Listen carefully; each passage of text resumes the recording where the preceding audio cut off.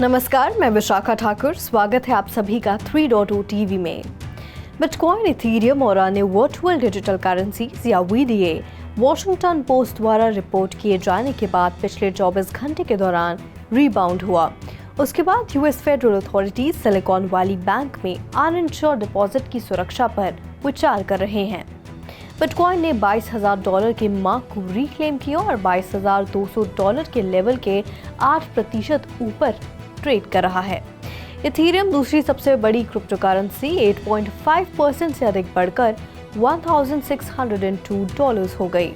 लगभग 85% SVB depositors के पास उन अकाउंट्स में पैसा था जो एफडीआईसी इंश्योर्ड नहीं थे, जिसका अर्थ है कि फेडरल एक्शन या बैंक की आउटराइट परचेज के बिना उन फंड्स को वापस नहीं लिया जा सकता। Global crypto currency market cap पिछले 24 घंटे में 7.45% बढ़कर $1.02 ट्रिलियन पर पहुंच गया था। इसी समय अवधि में कुल क्रिप्टो मार्केट वॉल्यूम में 26.63% की कमी आई है, जो कुल $66.27 बिलियन है। इसमें से डिसेंट्रलाइज्ड फाइनेंस की मात्रा 8.98% है, जो $5.95 बिलियन है। इस बीच कुल $68.09 बिलियन के लिए स्टेबल कॉइन कुल क्रिप्टो मार्केट का 102.75% है।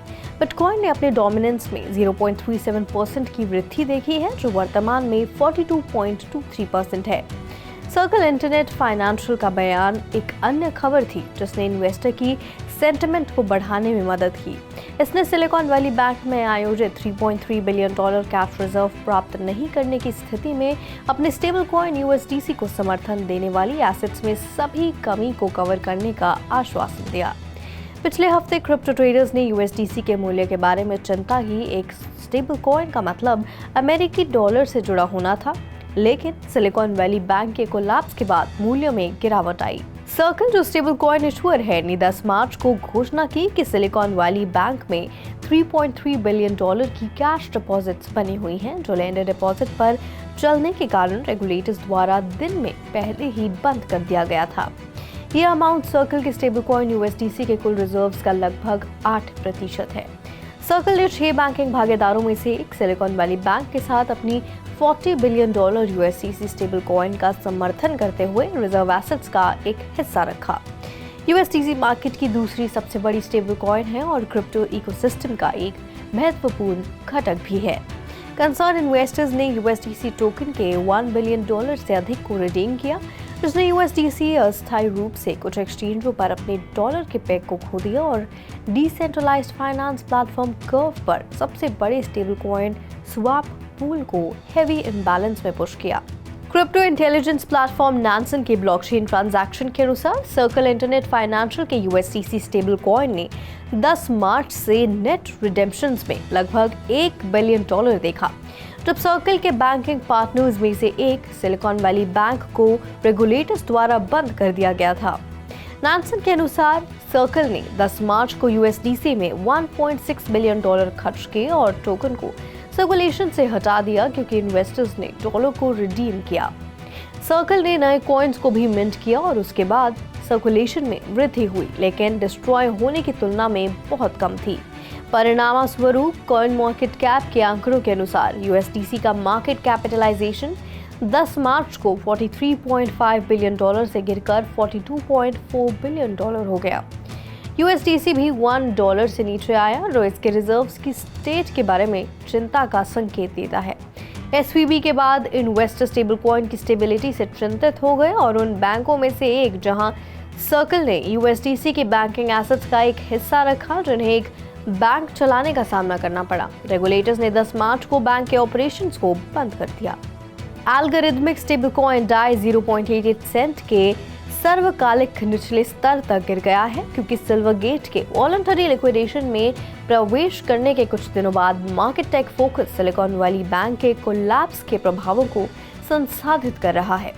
डाई एक एल्गोरिथमिक स्टेबल कॉइन है जो कि मेकरडाओ होल्डिंग्स द्वारा कोलैटरलाइज्ड है, जिसमें यूएसडीसी शामिल है। ट्रेडर्स का मानना है कि सर्कल, जो यूएसडीसी को जारी करता है, जिसका सिलिकॉन वैली बैंक के लिए $3.3 बिलियन से ज्यादा का एक्सपोजर है, जिसे उसने यूएसडीसी के समर्थन के रूप में डिस्क्लोज किया था।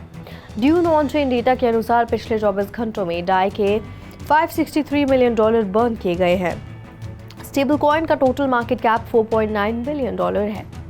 चार्ल्स केथॉस ब्रांड के यूनिवर्स का एक्सपीरियंस करने के लिए एक इमर्सिव और एंटरटेनिंग तरीका ऑफर करता है, जिसे इसके स्प्रिंग या summer 2023 state of play campaign के आधार पर तैयार किया गया है। कलर पैलेट से लेकर हाल ही में रिलीज किए गए आर्टवर्क्स को शोकेस करने वाली NFT गैलरी तक नए कलेक्शन की स्पिरिट को रिफ्लेक्ट करने के लिए हाउस में हर डिटेल को क्यूरेट किया गया है। अपोकी एक वर्चुअल K-pop स्टार प्रोजेक्ट की डेब्यू का जश्न मनाने के लिए द सैंडबॉक्स में रूफटॉप पार्टी की भी योजना बना रहा है। इस इवेंट में एक वर्चुअल रनवे भी शामिल होगा, जहां उपस्थित लोग वास्तविक समय में नए कलेक्शन को देख सकेंगे। 2022 में मास्टर्स अरोमा लैब की स्थापना मिनिसो और दुनिया भर के इन्फ्लुएंशियल परफ्यूमर्स और फ्रेग्रेंस सप्लायर्स के एक ग्रुप ने की थी, जिन्होंने डियोर, जो मेलॉन, अमानी और गुची के लिए परफ्यूम बनाए हैं। मिनिसो ने लैब के काम को बढ़ावा देने के लिए मास्टर्स अरोमा प्रोडक्ट की featuring 1000 piece digital collectible series launch की है, जो यूजर्स के लिए डिलीवरी सर्विस LA.me के प्लेटफॉर्म के जरिए क्लेम करने के लिए फ्री है। पिछले साल अपने जापानी ब्रांडिंग से लोकल कंज्यूमर्स को परेशान करने के बाद मिनिसो अभी भी खुद को रिडीम करने के लिए काम कर रहा है। कंपनी ने हाल ही में कॉम्पिटिटर्स की तुलना में अपनी पोजीशन को मजबूत करने के लिए ग्लोबल एक्सपेंशन की योजनाओं की घोषणा की। यूरोप के सबसे प्रतिष्ठित स्किन केयर ब्रांडों में से एक क्लैरेंस ने इमर्सिव ऑगमेंटेड रियलिटी एक्सपीरियंसेस के साथ 325 NFTs का अपना पहला कलेक्शन लॉन्च किया है।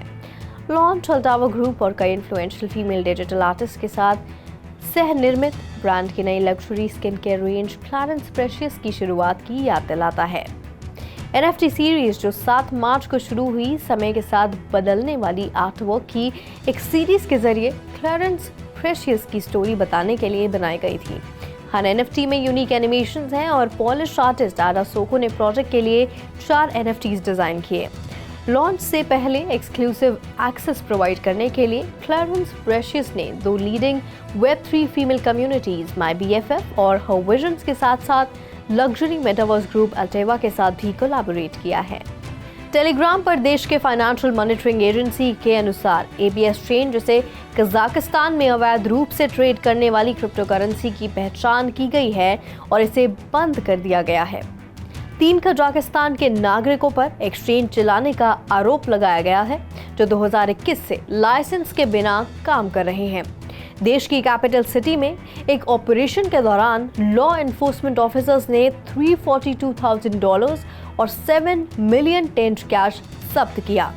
बयान के अनुसार दुनिया के सबसे बड़े क्रिप्टो एक्सचेंज बाइनेंस पर 2 वॉलेट में एंटिटी के पास क्रिप्टो एसेट में $23,000 थे, जो टेम्पररीली रिस्ट्रिक्टेड थे। FMA के अनुसार ABS चेंज ने बाइनेंस के जरिए टोटल $34 मिलियन का ट्रांसफर किया। वॉचडॉग ने इस बात पर जोर दिया कि इसके operation Astana international financial centre के बाहर हुए। एक्सचेंज जो फाइनेंशियल हब के रेजिडेंट है, सिर्फ वही सेंट्रल एशियन नेशन में क्रिप्टो ट्रेडिंग सर्विसेज प्रोवाइड करने के लिए ऑथराइज्ड है। दुनिया के सबसे बड़े crypto copy trading platform Bitget ने स्पॉट मार्केट के AI जोन में क्रिप्टो GPT को शामिल करने की घोषणा की है। डिपॉजिट सर्विस 10 मार्च को अवेलेबल होगी और ट्रेडिंग उसी दिन शुरू होगी। ट्रेडिंग शुरू होने के 3 घंटे बाद GPT स्पॉट ग्रिड ट्रेडिंग और स्पॉट मार्जिन ट्रेडिंग अवेलेबल होगी। Crypto GPT Ethereum based layer 2 blockchain solution है, जिसका उद्देश्य AI और डेटा मार्केट में क्रांति लाना है। ये AI रेवोल्यूशन के लिए डिजाइन किया गया एक ब्लॉकचेन प्रोटोकॉल है और क्रिप्टो GPT इकोसिस्टम डेटा को एक इमर्जिंग एसेट क्लास के रूप में स्थापित करता है, जो $1 ट्रिलियन के ग्लोबल डेटा और AI इकोनॉमी में योगदान देगा। दुनिया का सबसे बड़ा crypto currency exchange Binance Russian traders के लिए अमेरिकी डॉलर और यूरो में P2P ट्रांजैक्शन को प्रतिबंधित कर रहा है। फरवरी के अंत में यूक्रेन वॉर की पहली एनिवर्सरी पर रशिया पर लगाए गए EU सैंक्शन के 10वें राउंड के अनुसार उन्हें लागू किया गया था और इसके प्रतिनिधियों ने रशियन लैंग्वेज क्रिप्टो मीडिया के कमेंट्स में कहा था।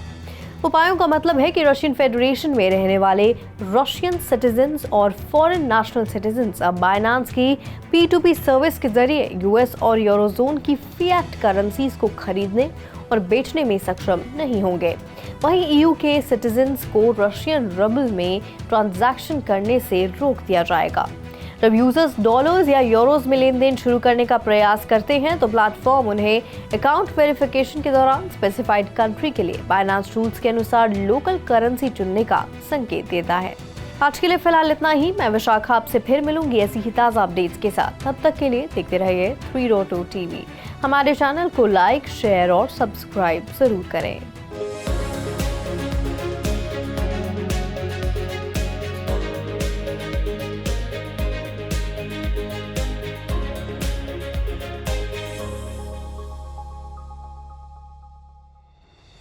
Bitcoin, Ethereum and other virtual digital currencies or VDA rebounded during the last 24 hours after the Washington Post reported that US federal authorities are considering safeguarding uninsured deposits at Silicon Valley Bank should a buyer not be found for the institution, which collapsed last week following a $42 billion bank run.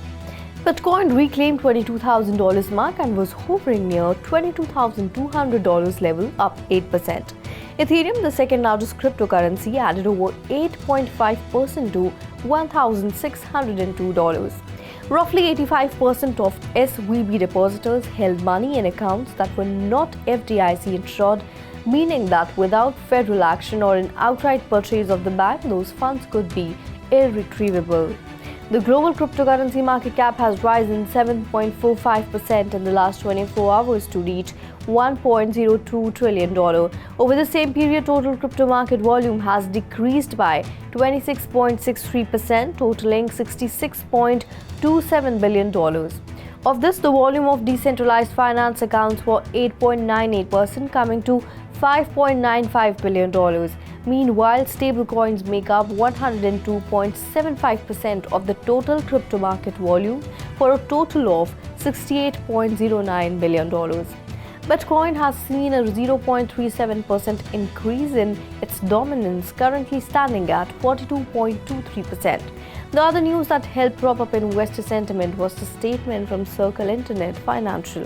It is sure of covering all the shortfall in the assets backing its stablecoin USDC in the event it does not receive the $3.3 billion cash reserve held at Silicon Valley Bank.